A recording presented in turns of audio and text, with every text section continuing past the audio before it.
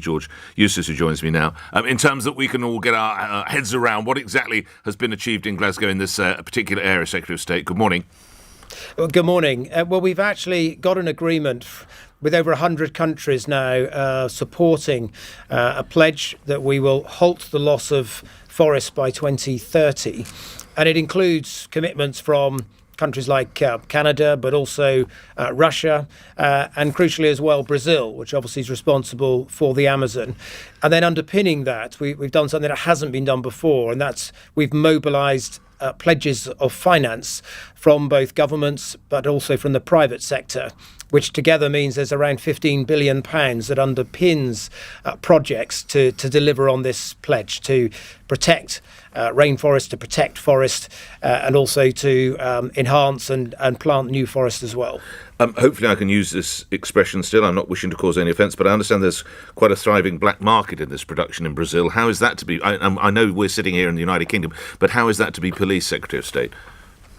Well, alongside this, we've also got commitment from 28 countries, including some of the largest economies in the world, to do much more around due diligence in their supply chains. And if I can explain what I mean by that, it means that here in the UK, big manufacturers who use palm oil, for instance, in chocolate, we're passing a law that means they're going to have to make sure that the palm oil they buy has been sustainably produced and isn't linked to illegal deforestation, which is a major problem.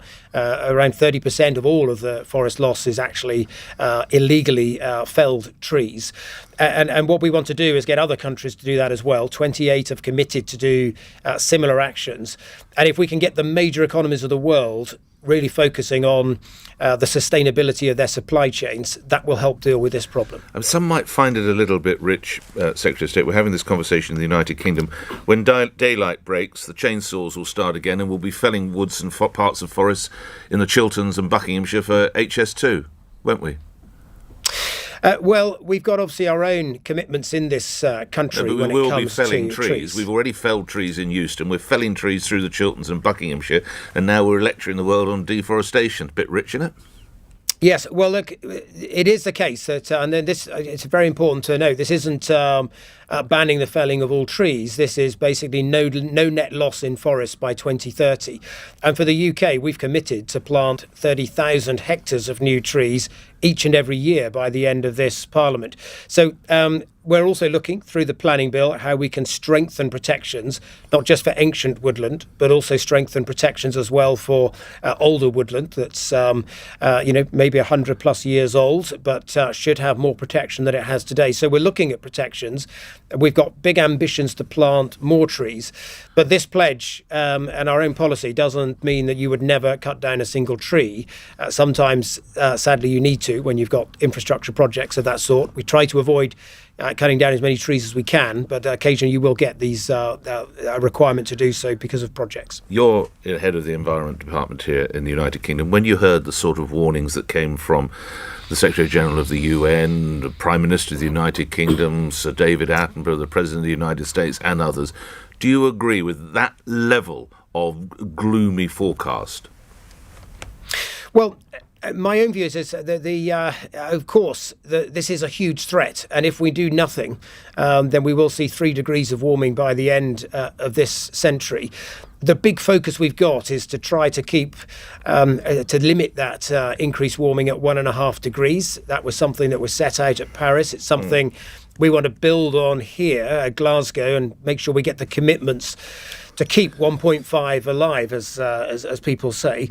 This is a major challenge. We do need to come together. But I'm also a great believer that you have to offer people hope that we can do this, because we can do this. Here in the UK, we've reduced our carbon emissions over the last 20 years by 40%. There wasn't a lot of hope can do yesterday, this and we can go further. There wasn't a lot of hope yesterday, Mr. Eustice. Well, this is the start of a conference, and it is about underlining the importance of action. And so you have to strike that balance between giving people, making people understand the importance of bold action, which is what we've been doing, but also we need to give people hope that we can achieve this, and I think we can. But if it is as grim as some were saying yesterday, I don't need to remind you this is COP26. What have 25 COPs done before it? Clearly nothing. Well, the Paris COP 5 years ago was a big step forward where countries did make commitments. And we've been building on that. 24 that have done sweet nothing, and we have 2 that might, one that has and one that might. Not a great record, is it? I mean, I don't think it's fair to say they've done... In fairness, this would be, if this was football, this would be Norwich, wouldn't it? I don't think it's fair to say they've done nothing. But it is obviously the case that when you've got a big multilateral forum of this sort, bringing together countries from around the world, countries with different challenges, different agendas, getting global agreement on these things is always going to be difficult. But because it's difficult, shouldn't mean we give up trying to make a change. And I think actually significant progress has been made over the last 5 years at each of those COPs. Some progress has been made, but we're really hoping here at Glasgow to get a big breakthrough. What we've achieved on forests today is actually really quite significant and bodes well for the rest of the conference. A number of the newspapers are focusing on how some of the world leaders and others chose to get there. Do we really need somewhere in the region of 200 to 300 private jets, a motor convoy for the president of 22 cars and a fleet of helicopters? This is rather hypocritical, isn't it, Secretary of State? Well, look, it's always possible to see it in those terms, and of course people will make those sorts of claims. Mr. Eustice? Well, I see it I take a slightly bigger picture view on this, which is we're only going to tackle this challenge if we get governments around the world to make the right commitments and take the necessary steps to hit them. And I think having an event like this over 2 weeks, where the world works together on a shared endeavour, is actually an important thing to do.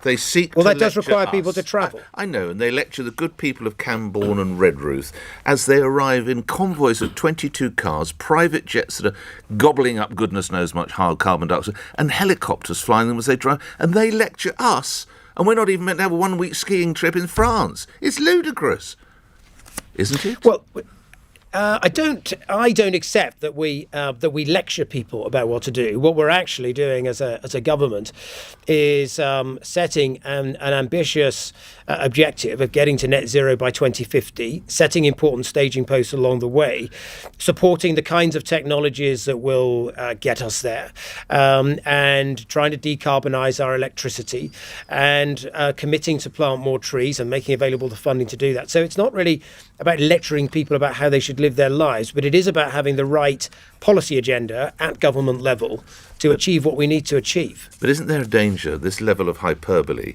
you could actually put people against you, not least, say, Jewish people who listen to the Archbishop of Canterbury? Those comments were unforgivable, weren't they, Secretary of State? Well, look, they were probably unwise, and obviously he's withdrawn them and apologised, for those comments. Unwise, I think. Well, of course, it's not. Look, it's not obviously not something I would use. Climate change is an important challenge. There are risks to our planet, to our environment, and of course to communities as well through things like flooding. But look, he's apologised for those comments. OK, a couple of last things. The motorways, the so-called smart motorways, others call them other things, there will now be a pause for that. There will be a halt. A reaction. I appreciate it's not actually your brief, but you will have people in Cambourne and Redruth who use motorways. Your reaction to that, Secretary of State? Well, obviously, look, I've seen the outline of this report that's come from the Transport Select Committee. I think my colleagues in the Department for Transport will obviously consider it very carefully. It does raise some serious concerns. They will respond to that report, in due course, and obviously take very seriously some of the issues that have been raised in it. Shouldn't this have been delayed a little earlier, though, Secretary of State? Well, look, I think at the moment this is something that my colleagues in the Department of Transport are considering. So I think it's too early to say, whether there will be a delay and what the response will be. This report's just come out, and obviously it will be considered very closely. Finally, in your role, of course, of Food, Rural Affairs and Environment, has peace broken out with the French as regards fishing? Well, we very much welcome the fact that, yes, France has now confirmed that they won't implement some of the threats or all of the threats that they made last Wednesday. We think that's welcome. We continue to take the view that what was agreed a year ago, we will respect and abide by. We've already issued some 1,700 licences. For the remaining few that haven't yet been able to demonstrate a track record of fishing in Jersey waters, we've always said we've got a an open door to consider new evidence should they be able to bring it forward. Grateful for your time as ever. Thank you. Environment Secretary George Eustice appearing here at LBC, where the time is 1 minute after 8. News is next. On your radio, on Global Player, and Play LBC. leading Britain's conversation. This is LBC. From Global's newsroom at 8 o'clock, more than 100 world